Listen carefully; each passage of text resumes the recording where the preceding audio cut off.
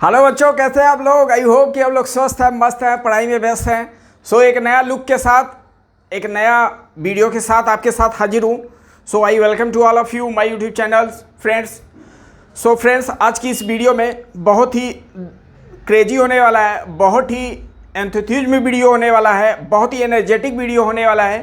So because जो topic मैं लेने जा रहा हूँ अब तक का YouTube का एकदम दमदार, धुएंधार और बेमिसाल होने वाला है। हालांकि सब क्वेश्चन आपके दमदार धुएंधार ही होते हैं, लेकिन इस वीडियो में कुछ अलग ही करने वाला हूं। बिकॉज ये जो आज का टॉपिक है और जेईई मेंस एडवांस और नीट तामझाम ये सब जो कॉम्पिटिटिव के एग्जाम है वो सब आपके पूछते रहते हैं। तो बहुत ही सेलेक्टिव क्वेश्चन लिया हूँ, बहुत ही डिजाइन करके आपको क्वेश्चन कंटेंट दे रहा हूँ।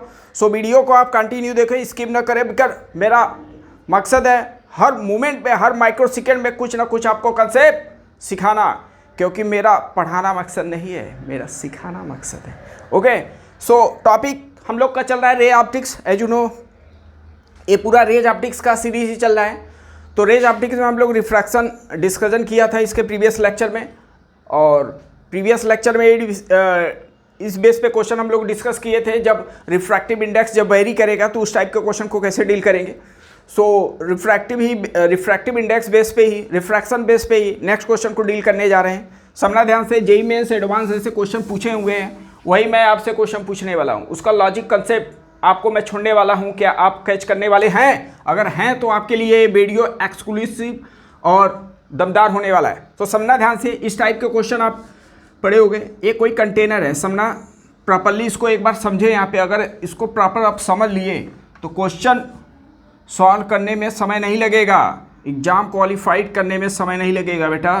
तो कंसेप्ट को आप पकड़ने का कोशिश करें, किसी चैप्टर का कमजोरी पकड़ने का कोशिश करें, ठीक है ना। एक कोई कंटेनर है, एक कोई कंटेनर है, इसका जो हाइट है बेटा 30 सेंटीमीटर है। क्या दिया है? हाइट 30 सेंटीमीटर है। और इसका जो डायमीटर भी है वो भी 30 सेंटीमीटर है। डायमीटर भी इसका कितना है? 30 सेंटीमीटर। तो ये सब डेटा आपको दे दिया, 30 सेंटीमीटर है। ओके, तो यहाँ पे कहीं इसका सेंटर है, ठीक है ना। अब क्या किया, यहाँ पे कोई ऑब्जर्वर है, यहाँ पे कोई ऑब्जर्वर है, यहाँ पे कोई ऑब्जर्वर है सर, ये अपना ऑब्जर्वर है, ऑब्जर्वर, ठीक है। तो अभी ये ऑब्जर्व कर रहा है, तो ये जो रेज है वो स्ट्रेट जा रहा है। रेज कैसा जाता है? स्ट्रेट जाता है। तो अभी ये ऑब्जर्वर को, अभी ये सिलेंडर है, सिलेंडर का एक कॉर्नर वाला पॉइंट उसको दिखाई दे रहा है। समझ में आ गया बेटा? अब दिखाई दे रहा है तो क्या देखना चाह रहा है वो भी ध्यान देना है। देखना क्या चाह रहा है वो, तो ऐसा सिचुएशन अभी दे दिया है।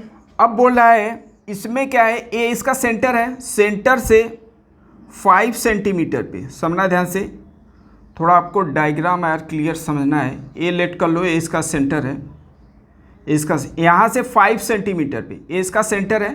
और यहाँ पे कोई एक ऑब्जेक्ट मैं रखा हूँ, कितने सेंटीमीटर पे? 5 सेंटीमीटर पे। ये टोटल है आपका 30 सेंटीमीटर,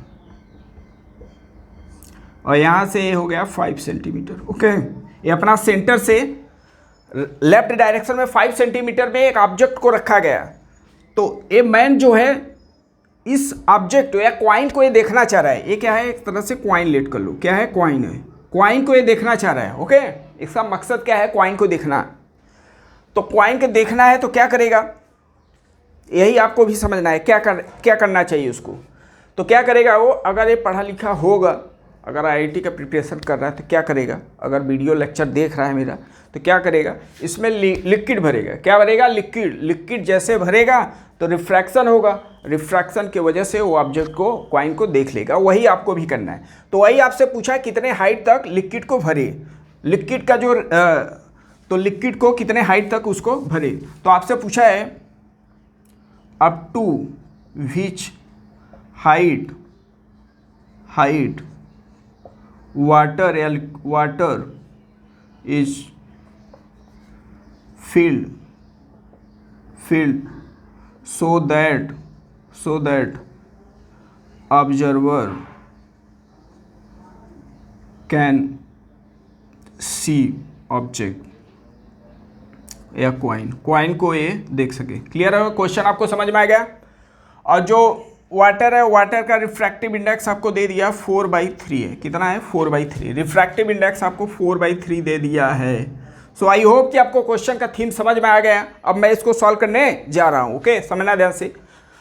आपको मालूम है रेज कहाँ से इंसिडेंट होता है, रेज कहाँ से निकलता है ऑब्जेक्ट के लिए। तो लेट कर लिया मैं, एच हाइट तक ये क्या हुआ, लिक्विड फिल हो गया। एच हाइट तक लिक्विड क्या हो गया, फिल हो गया। ऐसा कुछ ऐसा कंसीडर कर लो। इसका रिफ्रैक्टिव इंडेक्स 4/3 आपको मालूम है। क्लियर है? अब समझना ध्यान से। अच्छा, आपको ये समझना है कि ए एंगल कितना होगा, ए 45 एंगल होगा। आप समझना है, जब लिक्विड नहीं भरा था तो आप क्या लिखोगे यहाँ पे, tan theta equal to perpendicular upon base. Perpendicular क्या है, 30 और बेस भी है 30, तो 30/31 हो गया। मतलब टेन थीटा का वैल्यू कितना आ गया, 1। कितने डिग्री पे, 45। इसका मतलब जब लिक्विड कितने एंगल से आ रहा है रेज, 45 पे आ रहा है। सही है, अभी जो देख रहा है 45। तो यहाँ पे अब लिक्विड यहाँ पे भर दिया तो यहाँ पे कोई होगा इसका रिफ्रैक्शन। सही है, ऐसे कहीं होगा और रिफ्रैक्शन। अब यहाँ से रिफ्रैक्शन होगा बिकॉज जब मैं लिक्विड फिल कर दिया हूँ। क्लियर है? तो अब जो क्वेश्चन है इसको मैं इरेज कर रहा हूँ, समझना ध्यान से। अब हो क्या रहा है, एच हाइट तक मैं लिक्विड को इसको फिल कर दिया। कितने हाइट तक, एच हाइट तक लिक्विड को मैं फिल कर दिया। तो अब क्या मुझे बता सकते हो ए वाला हाइट कितना होगा, ए वाला जो बचा हाइट है ये कितना हो जाएगा, 30 माइनस एच, इतना होगा कि नहीं, यही बचेगा। अच्छा, ए 45 है तो ये तो इंसिडेंट वही होगा आपके। अब समझना था, अब रेज कहाँ से निकलेगा, ये मेरे लिए ऑब्जेक्ट है तो ऑब्जेक्ट से रेज निकल रहा है। यहाँ पे क्या होगा, रिफ्रैक्शन होगा, इंटरफेरेंस हो गया। वाटर से एयर में जा रहा है, क्या होगा, रिफ्रैक्शन, स्नेल लॉ यूज होगा और फिर रेज यही आपका चला जाएगा। तो ए 45 है तो ये भी 45 ही बनेगा, ये भी 45 ही होगा। इतना क्लियर है? अपना ऊपर एयर है, कुछ नहीं है तो क्या है, एयर है। अच्छा समझना, अगर ये 30 माइनस एच है तो ए भी 45, ए भी 45 ही बन रहा है। तो दो एंगल इक्वल है तो ट्रायंगल के प्रॉपर्टी से आप बता सकते हो बेटा बेस भी कितना होगा, 30 माइनस एच होगा कि नहीं। सो इसमें जो खेल है, क्वेश्चन का जो खेल है, कंसेप्ट है, केवल ज्योमेट्री और कैलकुलेशन है और कुछ नहीं है। इसने लाभ यूज करो, डायरेक्ट काम नहीं करो।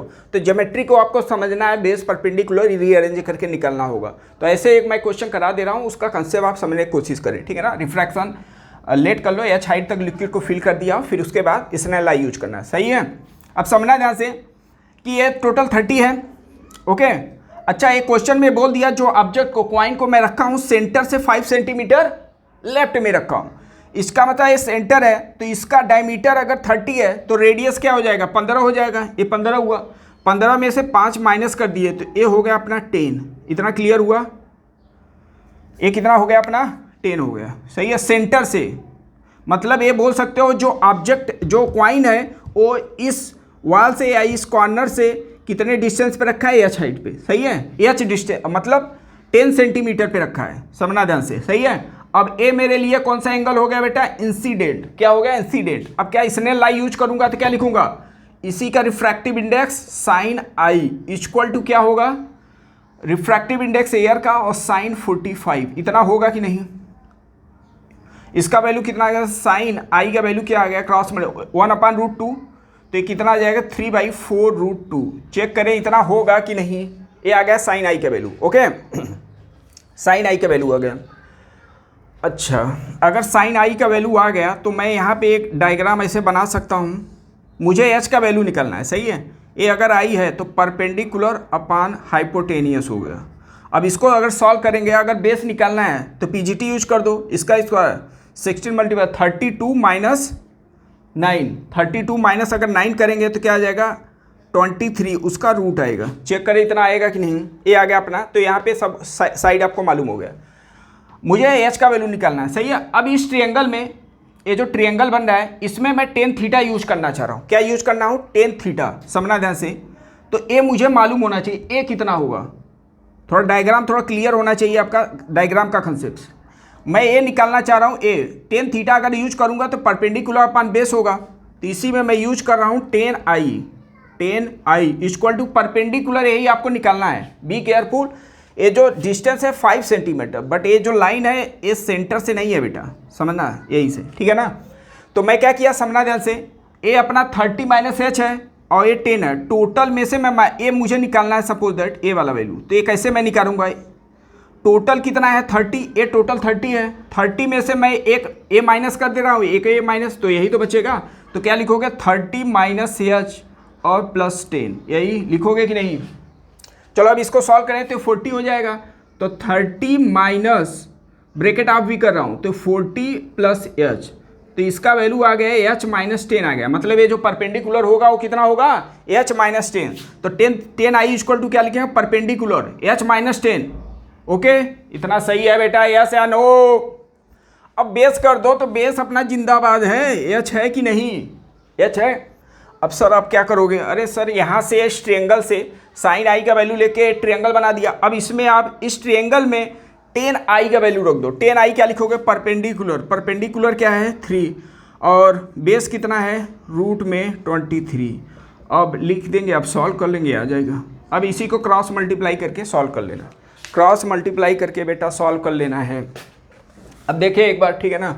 अब इसके बाद क्रॉस मल्टीप्लाई करो तो 3h इक्वल टू क्या आएगा अंडर रूट में 23h माइनस 10 रूट 23।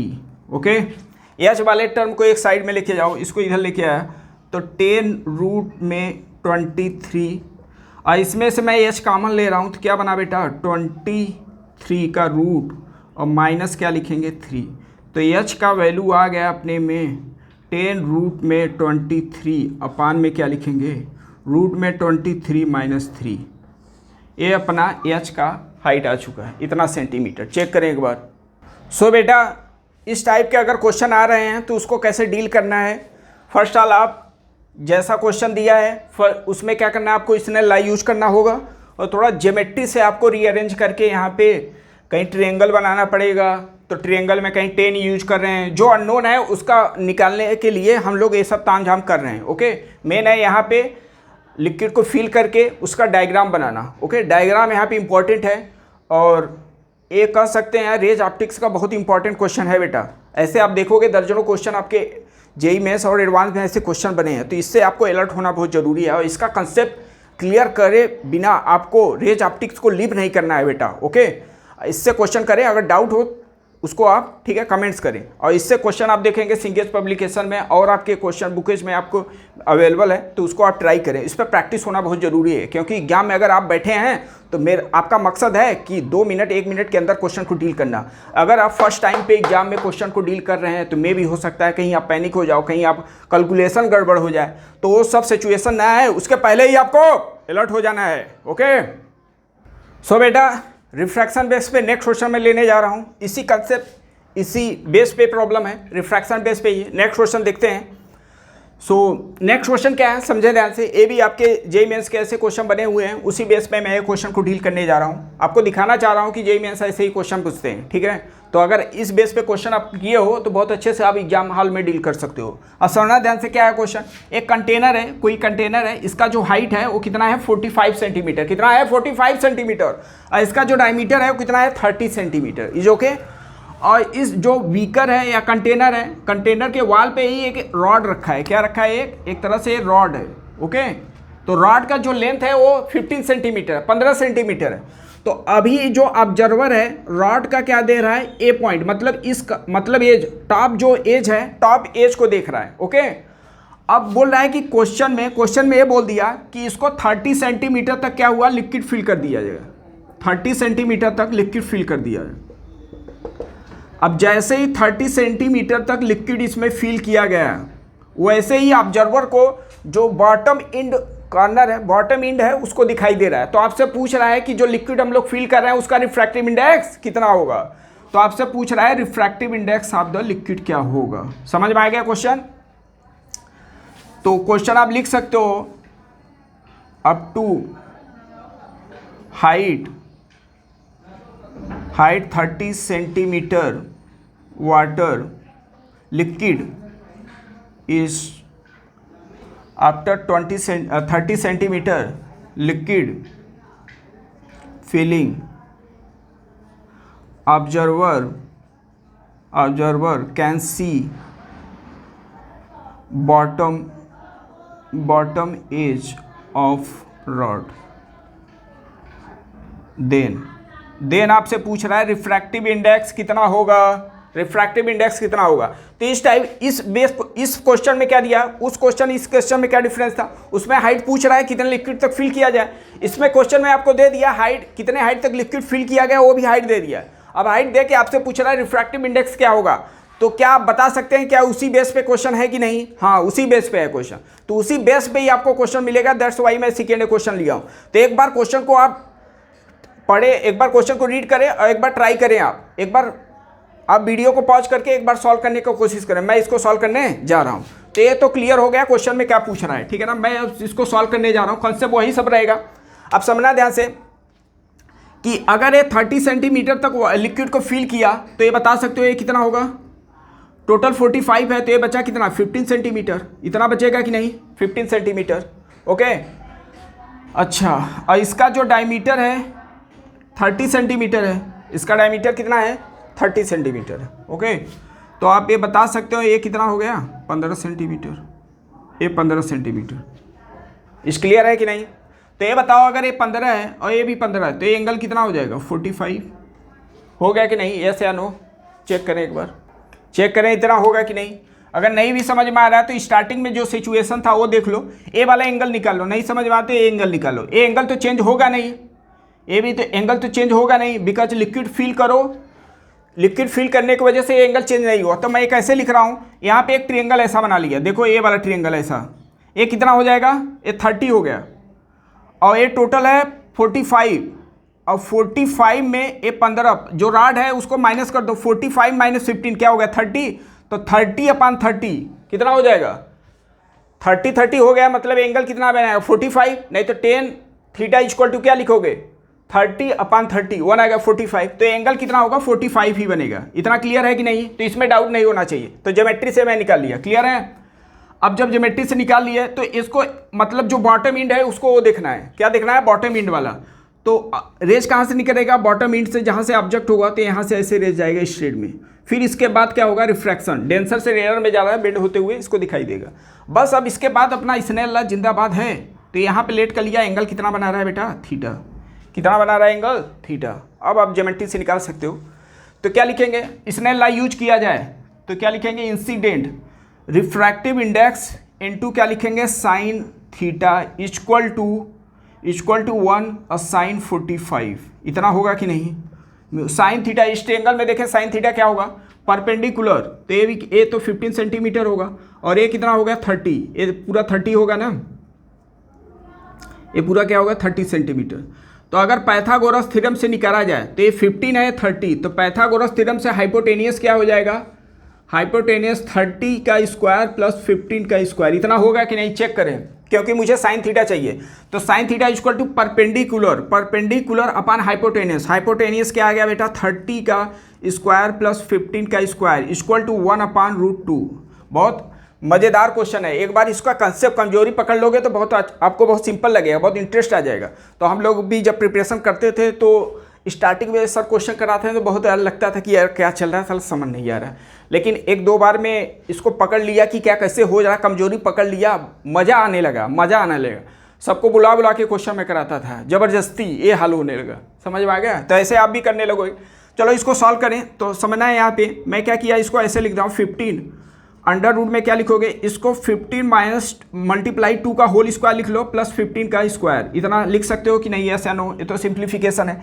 इसमें क्या करो यहाँ भी 15 का स्क्वायर बनेगा, यहाँ भी 15 का स्क्वायर, और रूट से जब बाहर निकलेगा तो स्क्वायर रूट से कैंसिल आउट 15 मिलेगा, 15 कैंसिल आउट हुआ।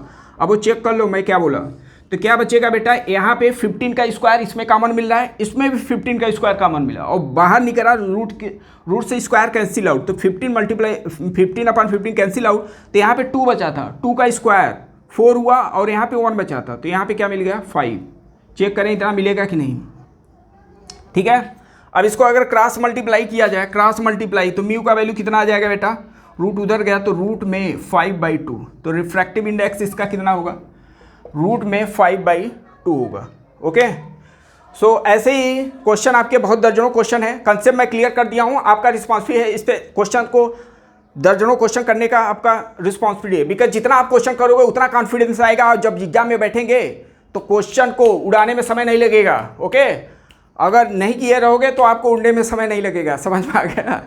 सो आज के लिए इतना ही करते हैं। नेक्स्ट वीडियो में आगे के टॉपिक में हम लोग डिस्कस करेंगे। तब तक के लिए जय हिंद, जय भारत।